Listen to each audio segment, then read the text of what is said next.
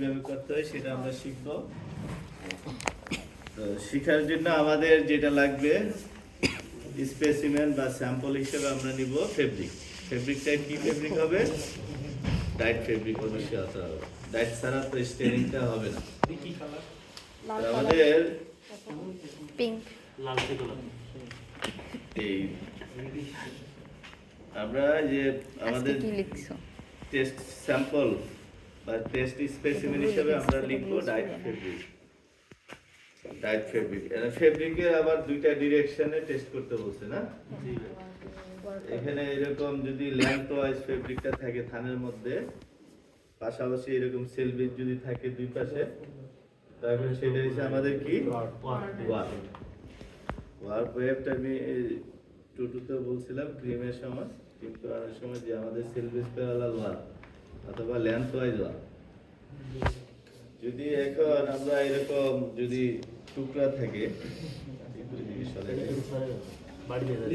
তাহলে টুকরার সাথে যদি আমার এরকম শেপে যদি পাই, এখন লেন্থ হয়ে গেছে এই পাশে, তখন কি এটা কি ওয়ার্ক হবে? ওয়ার্ক হবে না। আমাদের দেখতে হবে যে সেলভেজে কোনো অংশ আছে কিনা। যদি থাকে তাহলে সেলভেজ প্যারালাল ওয়ার্ক ধরে নেব। যদি সেলভেজও না থাকে, যদি সেলভেজ যদি না থাকে তাহলে আমরা দুই পাশ থেকে ইয়ান খুলবো। ইয়ানের ডেনসিটি যেদিকে বেশি থাকবে সেটা ওয়ার্প, আর যেদিকে কম থাকবে সেটা ওয়েভ।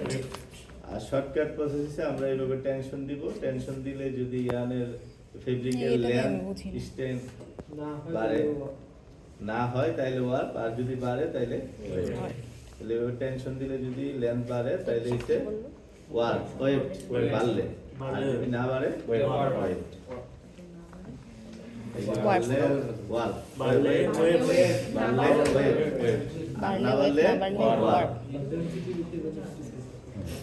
কারণ ইয়ানের ওয়ার্পে ইয়ানটা যদি টেনশনে থাকে তাহলে তার এক্সটেনশন হবে না।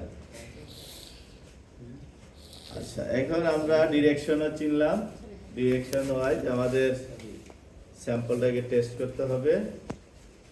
এখন আসি আমরা যে মেশিনের টেস্ট করব, মেশিন সম্বন্ধে একটু আমরা দেখব। আমি দুইটা মেশিন এখানে আমরা রাখছি। এটা হচ্ছে আমাদের জেস্টার মেশিন, জেস্টার কোম্পানি, আর এসে জ্যামসি ছিল। দুইটাই ক্রক মিটার। এটাকে বলা হচ্ছে আমার ভার্টিক্যাল ক্রক মিটার। এটা ভার্টিক্যাল পজিশনে হবে, আর এটা হচ্ছে আমাদের ক্রক মিটার। এটার স্পেসিফিকেশনটা আমরা দিব, আমরা এই মেশিনের সাহায্যে করব। এটা স্পেশালি প্রিন্টিং এর জন্য করা হয়, ইউজ করা হয় ভার্টিক্যালি। আর প্রিন্টিং এর মধ্যে আমরা দেখবো যে প্রিন্টিং এর যে অংশটা সেটা কিন্তু এরকম লেন্থ আকারে আমরা নাও পেতে পারি।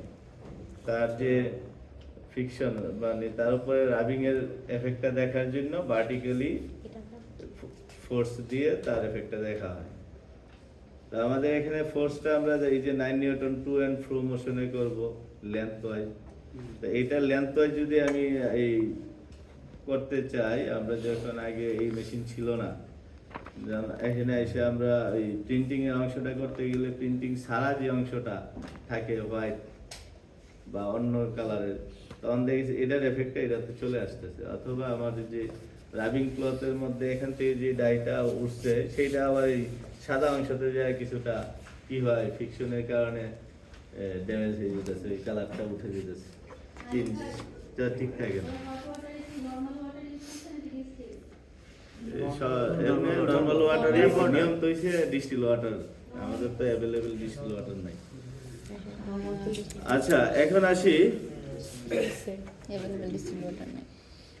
আমরা যেটা এই দুইটার কথাই বললাম। তাহলে এটা হচ্ছে, এটার স্পেসিফিকেশন হচ্ছে ক্রক মিটার, ম্যানুফ্যাকচারার জ্যামসি চিল, কান্ট্রি অফ অরিজিন ইংল্যান্ড। আর এটা হচ্ছে আমাদের ভার্টিক্যাল ক্রক মিটার, জেস্টার হচ্ছে আমাদের ম্যানুফ্যাকচারার, কান্ট্রি অফ অরিজিন হচ্ছে চায়না। তাহলে এটা হচ্ছে আমরা বলছি প্রিন্টিং এর জন্য, আর এটা হচ্ছে আমাদের ডাইট ফেব্রিকের জন্য, ওভারঅল ফেব্রিকের জন্য। তো আমাদের এটা আমাদের যে স্যাম্পল সাইজ কতটুকু লাগবে, আমাদের এই যে একটা মেটাল দেওয়া আছে না, স্যাম্পল বেস প্লেটের মধ্যে সাপোর্টিং যে মেটালটা দেওয়া আছে তার সাইজটা হচ্ছে লেন্থ হইছে 25 সেন্টিমিটার আর উইথ হইছে 6 সেন্টিমিটার। 25 ইন্টু 6 বা 25 ইন্টু 6 সেন্টিমিটার সাইজে আমি যদি ইন্ডিভিজুয়ালি একটা স্যাম্পল টেস্ট করতে যাই এই ততটুকু স্যাম্পল লাগবে তার উপরে রাবিং এর এফেক্টটা দেখতে গেলে। আর এটার ক্ষেত্রে আমরা যদি বলি 10 ইন্টু 10 সেন্টিমিটার, অর্থাৎ 10 কাটা হয় যে আমার যে ইয়াটা থাকে প্রিন্টিং এর যে অংশটা সেই অংশটাকে আমরা 10 করে কেটে নিব। নিয়ে এখানে আমরা যদি খেয়াল করি একটা সেন্ডার পেপার দেওয়া আছে, সিরিজ পেপারটা একটু স্পেশালিস্ট, নিচে একটু আমাদের যে গাম থাকে আর কি, যেটা বর্সাইড কষ্টের মতো এই অংশটা, এটা পেপার থেকে সেই পেপারটা উঠে গামটাকে আমরা এই মেটালের সাথে আটকাই দিই যাতে ফিক্সড হয়ে যায়। তা এটাতে আমাদের এই যে সিরিজ কাগজের বা সেন্টার পেপারের যে অংশতে যেটা এটা আমরা দেখবো খাসকার অংশ না, একটু আনইভেন মানে স্মুথ না, তো এই অংশটাই আমার ফেব্রিকটাকে সাপোর্ট দিতে যায়। আর এটার ক্ষেত্রে আমরা যেটা করতেছি, আমাদের সাপোর্টিং জন্য একটা সাপোর্টিং প্লেট দেওয়া আছে, এখানে আমরা যদি খেয়াল করি দেওয়া আছে কি দেওয়া আছে, পিন দেওয়া আছে, যে পিনের সাপোর্ট দিয়ে আমরা ফেব্রিকটাকে আটকাই দিব একটা অংশ এক পাশে দিয়ে, যখন এই পাশে আটকাবো একটু টেনশন দিয়ে আটকাইতে হবে। আর এটাকে সাপোর্ট দিয়ে ভালোভাবে আটকানোর জন্য যাতে মুভমেন্ট না করে সেই জন্য একটা পিন আছে, এখানে একটা হোল আছে, যাতে গ্রিপিংটা এবং আমার যে ফিক্সড করে ধরে রাখতে পারে সেই অংশটা এখানে সাপোর্টিংটা যাতে ভালো হয় এভাবে দেওয়া আছে। আচ্ছা, উপরে এখন আসি, উপরের অংশ যদি আমরা খেয়াল করি একটা এটাকে 3টা নামে ডাকা হয়। এই অংশটাকে, এই পার্টটাকে বলা হয় সিলিন্ডার, এই পার্টটাকে বলা হয় ফিঙ্গার, অথবা আমরা এটাকে পেগও বলতে পারি, পিজি পেগ। তাইলে পেগ, তারপরে আমরা ফিঙ্গার, তারপরে আমরা সিলিন্ডার, 3টা নামে এটাকে ডাকতে পারি, বলতে পারি এটার নামকরণ। এটার সাইজ যদি আমরা বলি, সাইজটা হচ্ছে 16 মিলিমিটার ডায়া। যে অংশটাতে ফিকশনটা হবে কার এগেইনস্টে, আমার স্যাম্পল এগেইনস্টে কার উপরে স্টেনিংটা হবে, এই রাবিং ক্লথের উপরে যে ফিকশনটা দিবে আমরা এই ফিঙ্গারের মাধ্যমে, যে অংশটা ফিকশন হবে বা রাবিং হবে সেই অংশটা হচ্ছে কত, 60 মিলিমিটার। তারপরে আমরা খেয়াল করব আমাদের এখন যে মেশিনটার পজিশন, এটা রেস্টে আছে, রেস্ট পজিশনে আছে, রেস্ট হুকের মধ্যে এটাকে গ্রিপ করানো আছে। আমরা রেস্ট থেকে এই যে একজন আইসা এটা সাপোর্ট না দিয়ে আমরা কি করছি, এটাকে ঘুরাই ফেলছি, ঠাস করে পড়ে ফেলছে। এইসব কারণে কি হচ্ছে, আমার ফিঙ্গারটার মধ্যে এই ফ্রিকশনের কারণে, আবার ফ্রিকশনের কারণে আমাদের বা অনেক দিন ইউজ করার ফলে আমাদের এই এই ডায়াটার সারফেসটা আমরা দেখবো যে আমরা যখন এফেক্টটা দেখবো যে আনইভেন হয় কিছুটা, মানে কিছু অংশতে হয় না, সেটা মানে কিছুটা ওই যে অনেক দিন ইউজ করার ফলে ফিঙ্গারটা সেটার ইভেনেসটা চলে গেছে, হ্যাঁ, ঠিক মতো ইভেন হয় না। তো আমরা ওই 16 মিলিমিটার ডায়া যে এফেক্টটা আসবে সেই অনুযায়ী যে অংশতে বেশি আসবে সেইটা ধরে আমরা চেষ্টা করবো। আচ্ছা, এখন আসি আমরা রেস্ট হুক থেকে আমরা স্যাম্পল ধরে নিলাম, এখানে গ্রিপ করাইয়া যখন এটাকে আমি রেস্ট হুক থেকে স্যাম্পল উপরে সেট করে দিব রাবিং ক্লথ লাগাইয়া, তারপরে তার উপরে যে ফিকশনটা দিব, এই মুভমেন্টটাকে বলা হয়েছে টু অ্যান্ড ফ্রো মুভমেন্ট, হ্যাঁ, টু অ্যান্ড ফ্রো, যাবে এবং আসবে, দুইটা রাব হচ্ছে এখানে, এটাকে বলা হচ্ছে ওয়ান স্ট্রোক, দুইটা রাবে হচ্ছে ওয়ান স্ট্রোক। তাইলে এই যে গেল আর আসলো, এটাকে বলা হয়েছে স্ট্রোক লেন্থ। এখানে একটা লেন্থ মেনটেন করা হয়েছে। এই যে একটা দাগ পড়ে গেছে না, আমাদের যে বেস প্লেটের উপরে একটা দাগ পড়ে গেছে, এই দাগটা হচ্ছে আমার স্ট্রোক লেন্থ। স্ট্রোক লেন্থটা কত বলা হয়েছে, 100 ± 3 অথবা 10 সেন্টিমিটার। এই 100 ± 3 অথবা 10 সেন্টিমিটার। তারপরে আমাদের যে এই ফিঙ্গারের যে একটা আমরা যখন ফোর্স দিচ্ছি টু অ্যান্ড ফ্রো, এখানে যে ফিকশনটা দিচ্ছি তার মধ্যে একটা কি আছে, একটা ফোর্স অ্যাপ্লাই হইতেছে। এই ফোর্সটা এই পজিশনে তারা সেট করে দিছে একবারে এরকম। এটাতে যেরকম আমরা ইন্ডিভিজুয়ালি ফোর্স দেখতেছি, এই ফোর্সটা হচ্ছে 1134 গ্রামে তারা কনভার্ট করছে আর এটা দেখাইছে। আর এটা হচ্ছে আমাদের 9 নিউটন বলা হয়েছে। 9 নিউটন আমাদের যে ফোর্সটা দেওয়া আছে মেটালের মাধ্যমে, যে ফোর্স এখানে দেওয়া হয়েছে সেটা হচ্ছে 9 নিউটন। 9 নিউটন ফোর্সে তার উপরে এফেক্টটা, ফিকশনটা এফেক্টটা আসবে। আর এটা হচ্ছে আমাদের হ্যান্ডরাইট মডেল, আমরা হাতের সাহায্যে এটা কাউন্ট করব ফ্রিকশনটা। আর যেটা বলতেছিলাম একটু মাঝখান দিয়ে যেটা স্লিপ হয়েছে আমাদের, এই যে আমরা যে টু অ্যান্ড ফ্রো স্ট্রোক দিব, কয়টা স্ট্রোক দিব? 10টা স্ট্রোক দিব। 10টা স্ট্রোকে 20টা রাব হবে। সময় নিব কত? 10 সেকেন্ড। 10 সেকেন্ড সময় নিব, নিয়ে আমরা কমপ্লিট করব। আর এটার ক্ষেত্রে যেটা আমরা যদি খেয়াল করি, এটা তো আমরা খেয়াল করলাম যে এইভাবে আটকাইতে হবে। আর এটাতে স্ক্রু সিস্টেম, ওই যে আমরা যে 5 মিলিমিটার একদিকে লক আর একদিকে আনলক, ক্লকওয়াইজ এন্টি ক্লকওয়াইজ ঘুরাইয়া আমরা এটাকে এই যে লোডটাকে সরাই নিব, এই যে উঠাই নিলাম। হ্যাঁ, এখানে সেন্টার পেপারের কথা বললাম, স্যাম্পল সাইজের কথা বলছি, 10x10 করে কাটতে হবে। এখানেও আমাদের একটা ফিঙ্গার দেওয়া আছে, ফিঙ্গার অথবা আমরা এটা কি বলতে পারি, সিলিন্ডার অথবা আমরা পেগ বলতে পারি। এটার সাইজ হলো 16 মিলিমিটার।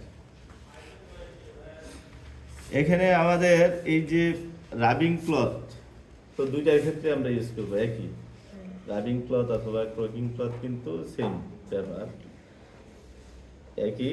আর এটাতে আমরা এই যে ফিঙ্গারের মধ্যে যে সাপোর্টটা দিব, এটা যে রাবিং ক্লথটা বা ক্রকিং ক্লথটা আটকাইতে যে আমরা যেই জিনিসটা দিয়ে আটকাবো এটাকে স্প্রিং ক্লিপও বলা হয় অথবা ফিক্সড কলারও বলা হয়। ফিক্সড কলার ফিক্সড করে দিব এই কলারের মাধ্যমে, অথবা স্প্রিং ক্লিপ, স্প্রিং করবে, প্রেস করলে স্প্রিং করবে, আবার ছেড়ে দিলে তার আগের জায়গায় চলে যাবে। আমি যখন আটকে দিয়ে গেলে যদি ফোর্স দিয়ে আমরা কি করব, এটাকে প্রশস্ত করব, বাড়াবো তার দায়া। যখন আমার এটাকে গ্রিপ করে ছেড়ে দিব তখন সে কমপ্লিট ভাবে কি করবে, গ্রিপ করে রাখবে গ্রিপিংটা। এই যে আমরা এখানে এই যে বসাইলাম, তারপরে এটাকে আমরা এটার মধ্যে একটু প্রেস দিয়ে বসাই দিলাম।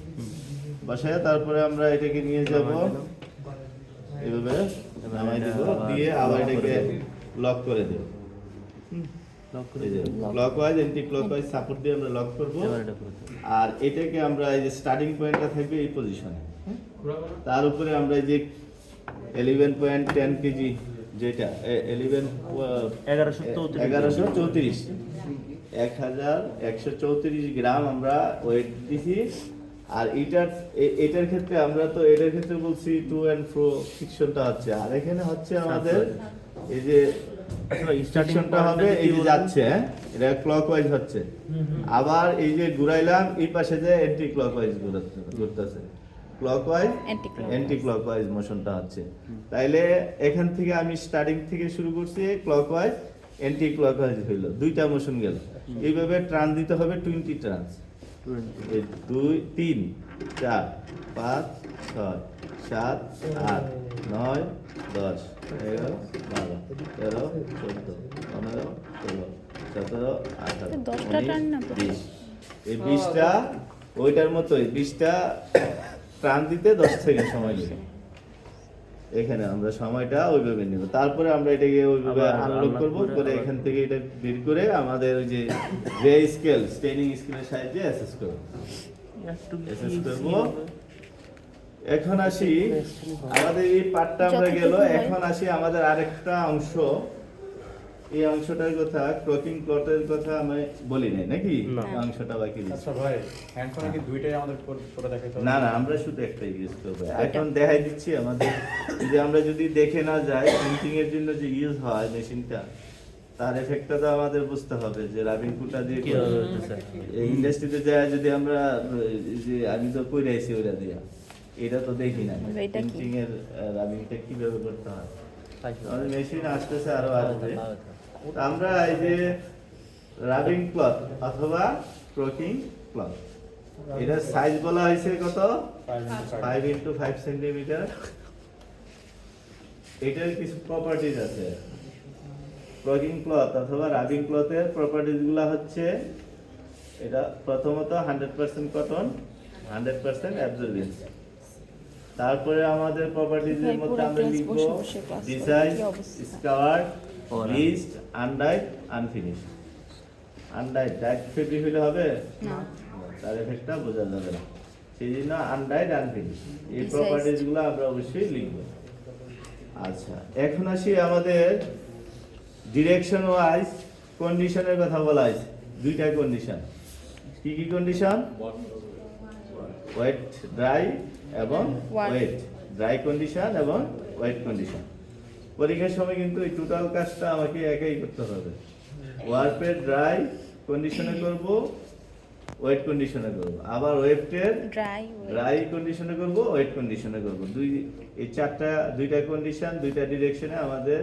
টোটাল কাজটা একা করতে হবে এটা স্যাম্পল মেশিন ওয়াইজ যদি দুইজন পড়ে তাহলে হয়তো বা তিনটা করে বলতে পারে 12টা মান নেবেন আর যদি একজনের পড়ে তাহলে 5টা করে নিতে হবে মেশিনের মানে ডিপেন্ড করবে আমার কতজন পড়ছি তার উপরে এখন আসি আমাদের কন্ডিশন ওয়াইজ আমরা যে ড্রাই কন্ডিশন এবং ওয়েট কন্ডিশন কোনটাই করাবো আমার ডাইট ফেব্রিককে করাবো না রাবিং ক্লথ বা ক্রকিং ক্লথকে করাবো লাইট ফ্যাব্রিক ক্রকিং ক্লথটাকে আমরা ড্রাই এবং ওয়েট কন্ডিশন মেনটেন করব ড্রাই এবং ওয়েট কন্ডিশনটা মেনটেন করব আমরা ক্রকিং ক্লথটাকে স্যাম্পলকে ভিজানো যাবে না ওইটা অলওয়েজ ড্রাই কন্ডিশনে থাকবে ওইটার উপরে কোনো ধরনের ওয়েটিং কন্ডিশন দেওয়া যাবে না ওয়েট করা যাবে না তো আমরা এটাকে ভিজাইতে গেলে আবার এখানে আমরা দেখছি যে আইএসও এবং এটিসিসি মেথডের মধ্যে আবার ডিফারেন্স আছে আইএসও তে বলা হয়েছে 100% এটাকে রাবিংও বলা হয়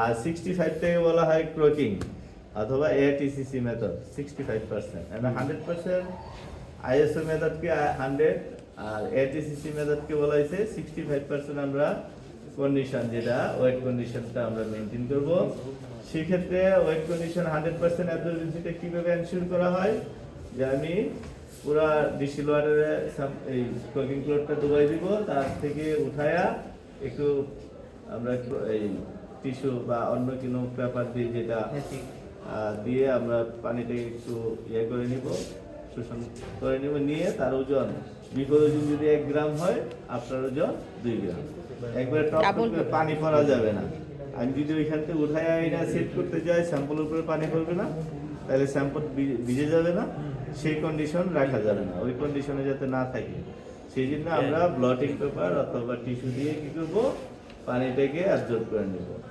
নিয়ে তারপরে আমরা করব আর 65 হইছে আমি ইচ্ছা মতে কোনা কাছে ভিজাইলে হবে না যেই জায়গায় এফেক্টটা হচ্ছে সেই অংশ জুড়ে হিসাব ক্যালকুলেশনটা করতে হবে 100 এর মধ্যে 65টা তো ইন্ডাস্ট্রিতে গেলে আমরা দেখবো যে সচরাচর যে 65টি এটিসিসি মেথডে করা হয় কিন্তু যে বাকি লিখার কাজ আইএসওতে বললো ওইটা ওইভাবে তারা আইএসও মেনটেন করে বলে দেয় আবার করে না যে এমন না কিন্তু ওইটা আইএসওতে করতে গেলে কি আমাদের এখানে কিছুটা সময় লাগবে ওটা ভিজায়া উঠায়া আবার টিস্যু পেপার দিয়ে ইয়ে করে একটু সময় নেয় আর এটিসিসি 65%টা কি হয় ড্রপ দিয়ে যে অংশটা ড্রপ দিয়ে আমরা ভিজায় আটকে করে ফেলতেছি আচ্ছা এখন আসি তাহলে আমি একটা করে মান নিয়ে দেখাই কিভাবে আমরা অ্যাপ্লাই করব তারপরে আমাদের কাজটা হচ্ছে আমরা শর্টকাট প্রসেস তাহলে ওয়ার্ক এদিকে আর এটা হচ্ছে ওয়েব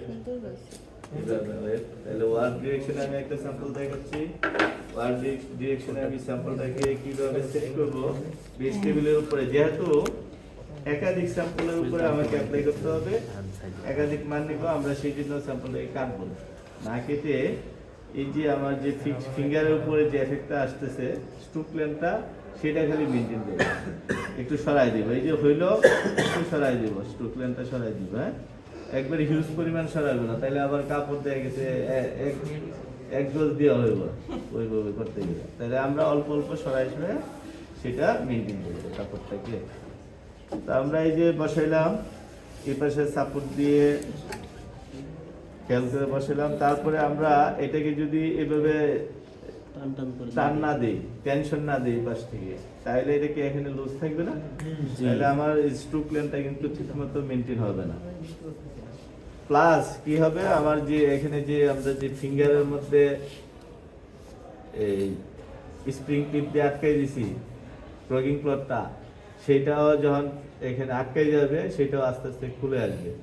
আইসা আনইভেন ওই যে আমার 60 মিলিমিটার টায়ার জুড়ে থাকার কথা এফেক্টটা, সেটা দেখা গেছে যে আমার ক্রকিং প্লটটা খুলতে খুলতে সব জায়গায় ছড়াই গেছে। তাহলে এটা তো হবে না। সেই জন্য আমরা এটাকে এই পাশ থেকে একটা ফুল টেনশন মেনটেন দিয়ে আমরা এটা আটকে দিই, এখানে যাতে কোনো ধরনের লুজ না থাকে। তারপরে আমরা আমাদের এই মেশিনের